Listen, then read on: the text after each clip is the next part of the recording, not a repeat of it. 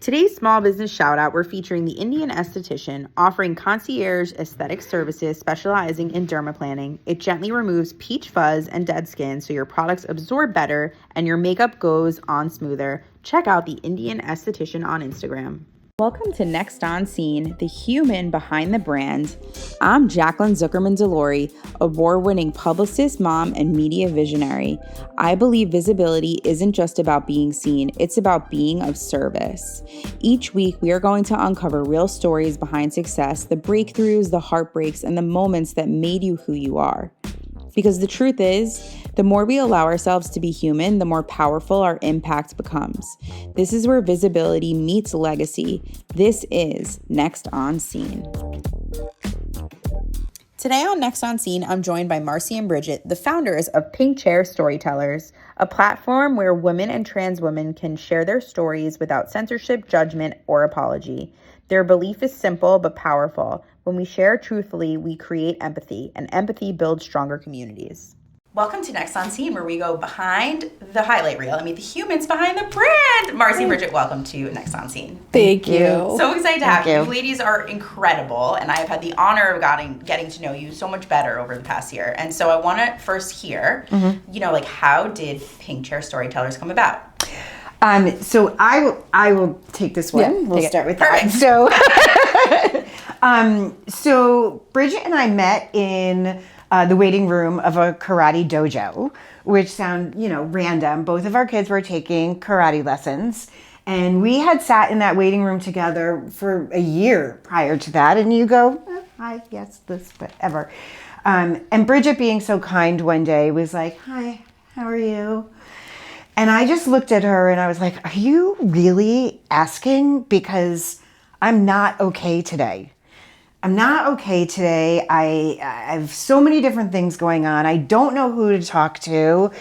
I just, talking to your partner, my husband, it's just not the same. And I was like, if you are really asking, I am not good.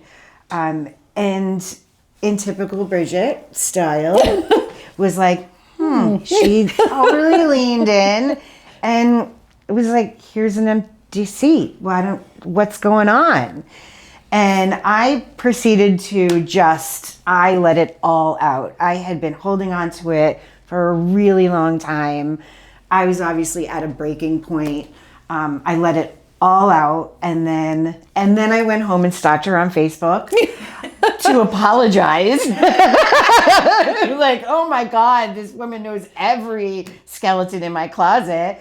I told my husband I could never go back to karate again. He was going to have to drop my son off. This was the only activity he did. Like, I was freaking out. But, I went back a couple days later, and all Bridget said was, so what happened? Well, that's not all I said. I also gave you a little gift. Oh, It's the best thing The gift ever. of your friendship? So one of the straws that broke the camel's back, so to speak, for her is her washing machine broke. Oh God, this was so funny. And you got a new washing machine, right? Yeah. And I'm a talker. I'll talk to anybody, but I never really talked about anything personal. Like that, there was a line, but I could talk to a fly on the wall. And I was like, so I got a new washing machine. And I just figured like, oh, the bigger the barrel, right? The less laundry I have to do. So she comes back and I was like, but I'm only 5 feet tall. I can't reach the bottom of the barrel. Like when I do the laundry, I'm like hoisting myself up and my feet are in the air. And she comes back with, I bought this for you, tongs. that's hilarious. So it would like stretch and basically wrap. I was like, here's tongs. I was like, oh my gosh, she listened. Like when I got them, I was like, either she's going to think this is funny or she's going to be so offended. But I went with my hunch. Oh my God. I was like, and then I almost wrote something and I still have to write it. How a pair of tongs changed the trajectory of my life. That's like amazing. I love that so much. And then a new beautiful friendship came from that too. Yes. Yeah. So, Bridget, were they pink chairs? No, they were actually those uncomfortable folding metal chairs. Yeah. And when we decided to do this, we were like, we got to incorporate the chairs into the logo somehow. But the woman who made our logo, I said, just make them a little more comfortable. looking. And that's where the pink chair came from. Yep. So is the pink more the feminist power? That's totally feels aligned. Yes, I love that. Yeah. Love it. Okay, so now I want to dive more into storytelling because that's your two MO. Like, yes. Because people can pitch you all day about storytelling, right? Like, what actually gets somebody to like inspire you to say, "Oh, you'd be a great storyteller"? You know what I mean? You know, I'm a woman, a mom, a wife, was single, career woman. So if her story inspires me, I know that there's others who are. And if I can't understand their story and they tell it the right way, or I can work with them to tell it the right way, I'm gonna then understand. Even if I can't personally connect with it, I still need to know it, because then I can empathize. And empathy is something that, you know, we all should aspire to grow in our lives. So my general rule of thumb is every woman has a story to tell. And usually their story is told by someone else, maybe controlled a little, picked at. You should say this, you should not say that. When someone comes to us, I make sure that they understand that this is their story. They're controlling their own narrative, and they shouldn't feel censored. They should feel free. And then we work together to, you know, tell it in a. And in the beginning, I think one of the things that we talked about was, will this story help another woman?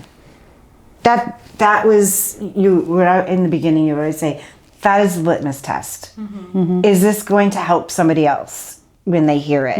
And whether that be you're not alone, or I just learned something new, so I'm going to travel through the world with more compassion for other people's journeys, or educate, right? Like, there's so many women who tell their stories, Black and brown, desi, queer voices. Like, you then just learn, and education is, you know, knowledge is power. Yeah. We always like to say the biggest compliment that we can get on a story is, "Oh, I never knew that."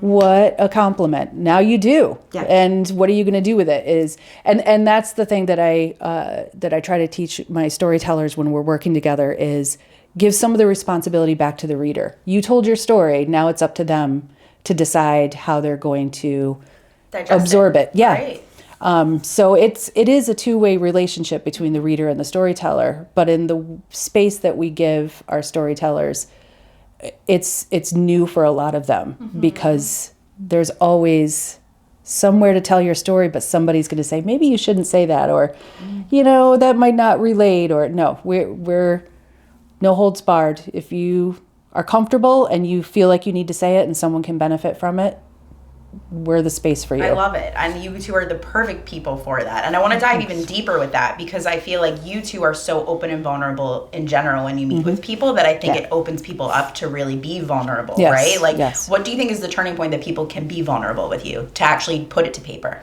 Like, what is that turning point? Examples, leading by example. You know, we've had people say, how do I know my story is safe? And all we have to do is pick up an issue and say, you know. Here are some examples. And there's no judgment. So I think lack of judgment. No trolling. We don't open it up for comments. This is not a open discussion. When you say, this is who I am, then there's no debate. This is not debatable. And I think that's a turning point. Of my husband, and, you know, Bridget changed this for me. I was I wouldn't say closed, but I wasn't a closed person, but my stories were not meaningful. Like, I would have told you about my washing machine all day long, but I never said, I'm scared, I'm nervous, I had, you know, lack of self-esteem, whatever it was. But when I met Bridget, that changed for me. To my husband's dismay, now I will tell anybody anything. And I have a few, you know, like funny stories, or like, you know, went out to see a band or something, and a friend of ours we're in line to get tickets, and a friend of mine comes running to me and was like, oh my God, so I was just diagnosed with vaginal dryness from menopause, and this is the medication that they recommended. What do you think? And I was like, slow down. Like, let me buy my ticket and actually get in. And then we can just- and then I need a cocktail. So that, but like my husband was like, whoa, like, but we had talked to, Nina Kozlov, who had built a website with resources about menopause, and this was something that wasn't being talked about. And she's like, do you know another doctor? I can get a second opinion. Blah blah.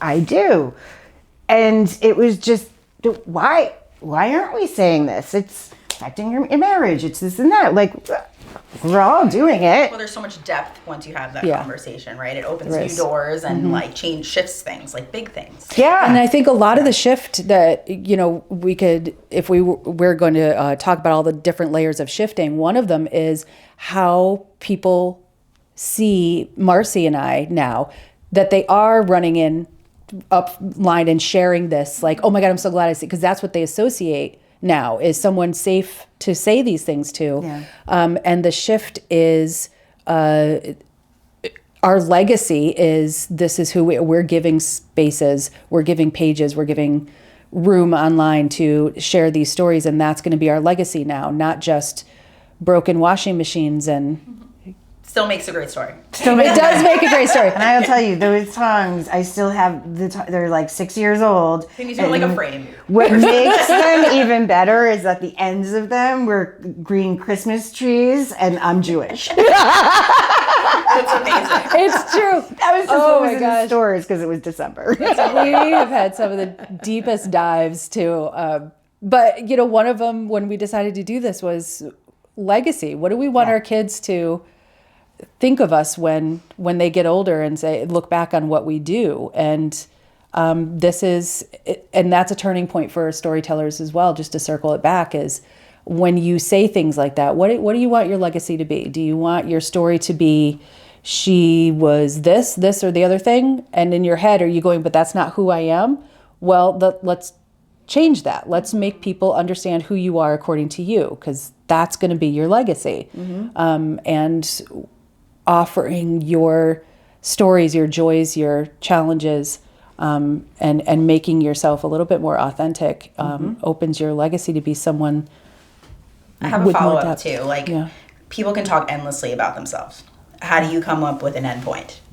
Like, to them, if they share their whole story with you, right? Like, you publish and you write, like, put things up all the time, blogs. Like, you don't want to have them feel self-conscious that it's too long, but there also should be an ending point. Am I right with that? Like, what's your feedback on that?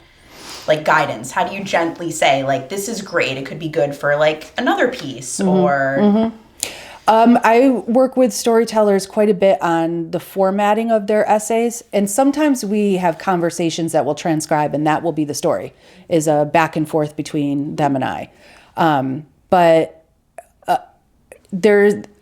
I always say to them before they start writing their essay, every story has a beginning, a middle, and an end. But that's not how we talk to each other, and not every story has to start with a beginning. Maybe you're going to draw me in because something just culminated, and that's where you start the story.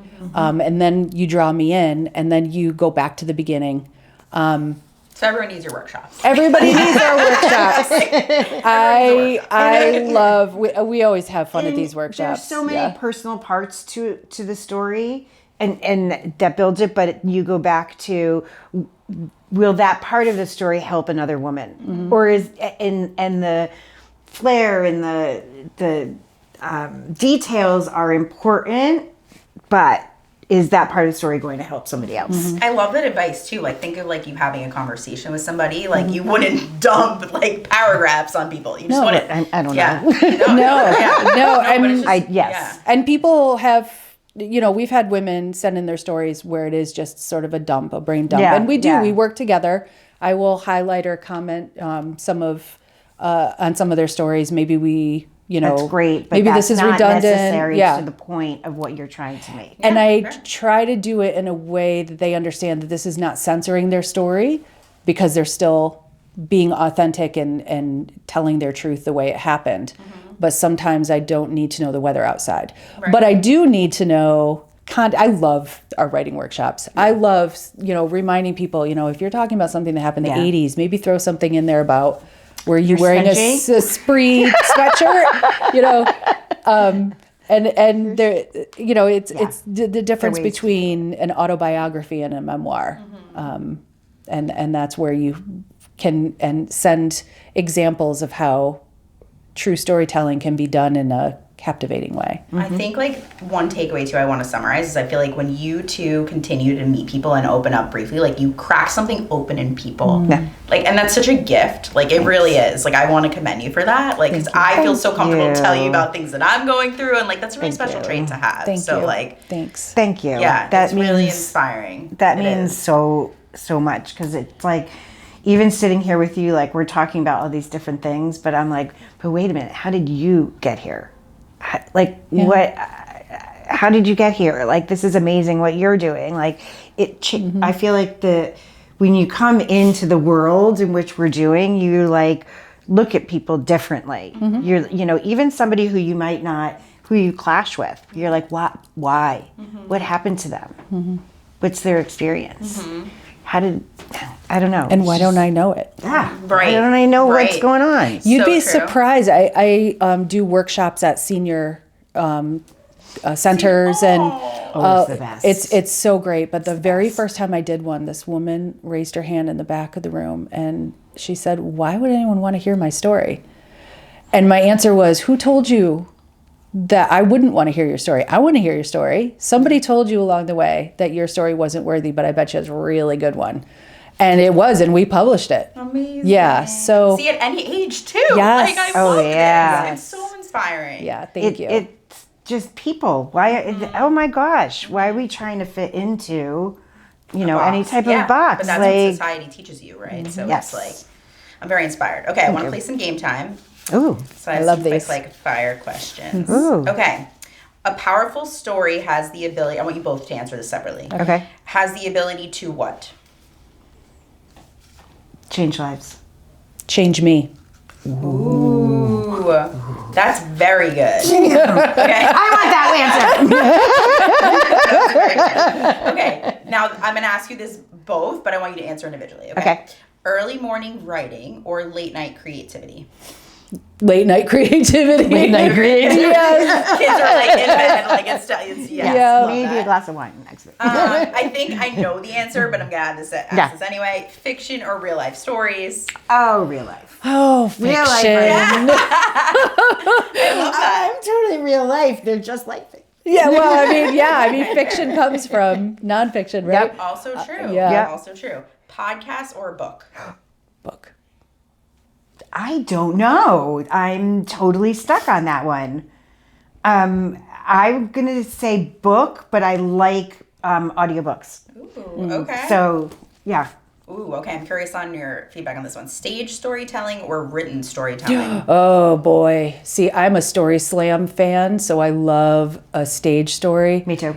But I'm a writer, so I'm better on paper. So yeah, can I split it? Okay, let's come from both perspectives. Okay. So if you're an attendee somewhere, you prefer to be a listener. Yes. Right? Like a stage. Yes. What do you think, Marci? I mean, I feel like stage because it's off the cuff, right? Mm-hmm. And that's where I always say I love the tangents. Mm-hmm. That's where the meat is. Tangents is like when you go off script. Mm-hmm. But I love the written story because it travels so much further, but you don't want to overthink it when you write it. Mm-hmm. That you might, someone might not want to hear that part. Mm-hmm. That's not interesting. Mm-hmm. But it is. It is, right. So, it's almost like always the opposite of what you think. Yeah. Right? Yeah. Okay, so this kind of ties into what we just talked about. Which one describes you better, the listener or the truth teller? Listener. I keep saying I'm in the middle. Like I've always been a listener, but since meeting Bridget, I'm very open. Mm-hmm. So it's been a big transition for me. I've always been the one who's like in the corner at the party with someone who was crying. Like always. I was always like designated driver, like taking care of everybody, and it wasn't about me. But now learning that my story has value from Bridget, now I'm like, oh, hold on a second. I can say something that could, has value. Mm-hmm. And I love to pull the truth out of people. She's good at that. Yeah, I mean, it's... So what advice would you give women today that are listening? about telling boy. their story? Oh, Whether or not it's published, it needs to be told. You have, I keep going back to legacy, but you have an opportunity to be remembered in a certain way, and whether that's now or later, it's under your control to tell it like you want it. So write it or speak it somewhere and put it away if you're not comfortable publishing it, but get it out, because history is told by those who tell it, right? Not who just... yeah. I'm so inspired. Yeah. That's the big You're one, making me too. like, maybe I should write mine. You absolutely, yes. And I have a place for you to Think about, so I'm thinking about all the women in history that we know of who were told their story needed to be stifled, or that let me take it over. Think about the woman from what is that movie, Big Eyes? The artist whose husband Eyes. took credit for all of her work because she was just a woman. Yep. Hidden Figures. Hidden the movies. Figures. These are things people can relate to. All the women in NASA who actually made it happen and never got the credit until And what did the somebody story came say? out. Like last year, somebody said that they thought that Mrs. Albert Einstein came up with a lot of what Einstein came up with. But yeah, she was a French woman, came from a very Fascinating. but intellectual family. no one But would have yeah, taken it that's seriously. So somehow you need to get your story somewhere so that you're part of recorded history the way you experienced it. And it's kind of, I try to find a way to make it make sense to people. When you're telling your story, whether it's for someone's ears now or later, one of the things you shouldn't do is worry about how I feel about your story. Which unfortunately is societal pressures. Yes. Yeah. Well, we're all, and we've talked about this before, we're all people pleasers to a certain level. And I think that has gotten a negative label, people pleasing. It's a great character trait to have. But when you're telling your story so that you're remembered the way you want it, it's not a time to be a people pleaser. Right. It's not my responsibility. And no one can take that from you. Like, No. that's your journey, No. right? Like, No. so true. It's not debatable. If this And is who you say you are, there's no debate. I don't know if this is on or off what we're talking about, but I also think, right, like we hear stories of incredible situations, women who overcame great odds, or men overcame, I'm from this part of the world and I on the public stage, and those are all super inspiring stories. Yeah. But not all of us end up in, on the front page of some sort of magazine or in history books. But that doesn't mean that that person's story isn't just as valuable. Right. Because if you think about those elite people who end up, the famous, that's great. But there are the rest of us also. And what intrigued me so much about this, it was like, what's going on in my neighbor's house? There's a lot going on in my neighbor's house, and it's pretty powerful what's going on. And I know, those They only let you see what you want them to, are, right? Yeah. those are the stories. That's where we all are. We're not all on stage and whatever. And those stories should be told. You guys are finding the people. I want to commend you. You Thank are. Thank you. So, just because we're limited for time, Yeah. so I want to what would you each tell your younger self today?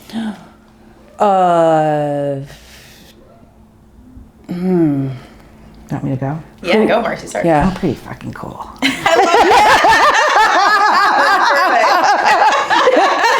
I'm sorry. I'm I sorry. love that. You are. Thank you. You are. I love it. I love I it. think, and I say that because I was so insecure, and I was so like, don't make a mistake, don't do this, and I'll tell stories, and it was for no reason. Like at night, getting into bed, and I would review everything in my head that I had said. My interactions, was that good? Was that bad? I should have said this. I should have said that. Da, da, da, da.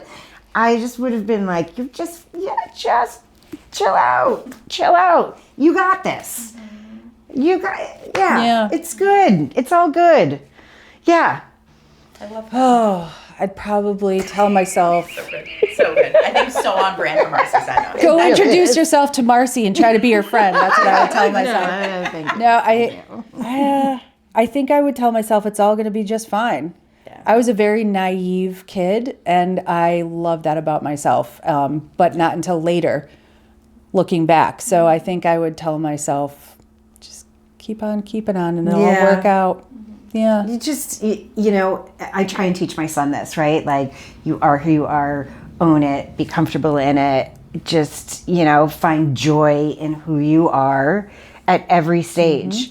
And every stage is, I don't know, just, there's such a thing about feeling comfort in your own skin and being you. Like, everyone's already taken. What's the saying, right? Yes. Yeah, you know, my I love dad- that. That's awesome. My dad was always so joyful about every person he met. And, you know, somebody actually said that when he talked to somebody, he really made them feel like he was actually listening. And Dad would find the joy, and there was never a jealous bone in his body. It was always, I'm so proud, I'm so happy for them. And I think that is something to aspire to, finding the joy in your own life, finding joy in the lives of the ones around you. And if everyone, and, you know, accepting people the way they are. Yeah. Telling them to get comfortable in their own skin too, because if like everybody was like me, it'd be kind of validation back. boring. Yeah. Mic drop. Yeah. So inspired. How can people follow you guys, get in touch, all the things? We're on Instagram at Pink Chair Storytellers and Facebook at Pink Chair Storytellers. And we're very simple, pinkchairstorytellers.com. Yep. So we make it really, really easy, but we're excited. Please follow. We'll have more stories coming out. We'll be pushing out new content now all the time. Yep. More workshops. Yep. More workshops and blogging is back. So we don't know what's going to happen with that. Very good. SEO, all the things. Yes. Yes. Yeah. Thank you, ladies, so much. This was Oh my such a gosh, pleasure. we're honored. Thank you. We're honored. So Thank fun. you. Well, go follow them. And thank you for tuning in to Next On Scene. Stay tuned for who's next on Scene. Thanks. I'm here to give you your red carpet moment. So follow us on all our podcast channels, on any stream from iHeartRadio, Spotify. If you just type in Next On Scene, the human behind the brand, or you can also follow us on all our social media channels at Next On Scene. I can't wait for you to come on this journey with us. Your say is very impactful as an audience member. So come along for the ride, and we are going to all evolve together. And we can't wait for you to see who's next on Scene.